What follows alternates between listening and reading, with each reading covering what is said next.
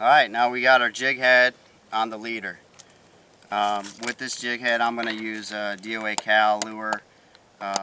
This is a paddle tail, and this is one of my go-to colors, so don't tell everybody about this.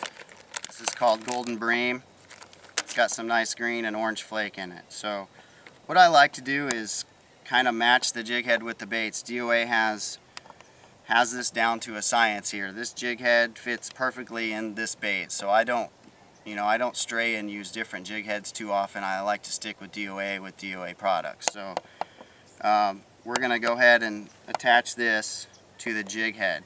And what you want to make sure when you do this, that it's very even throughout the bait. You don't want it crooked at all, because then the bait's not going to have the right action. You want it straight as possible.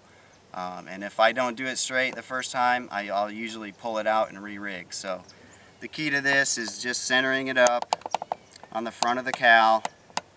You put that point right in the circle at the front of the bait and feed it through. And you want to do this fairly slow, so you make sure it stays in the middle, both top and bottom and side to side. So you feed it through, and where I like to come out with this hook is the O on the DOA bait. The DOA bait has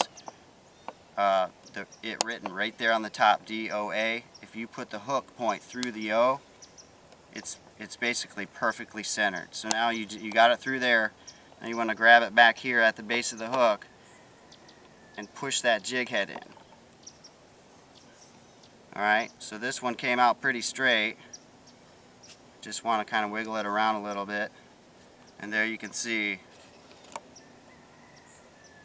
you got a swim bait perfectly centered that's going to go through the water column straight.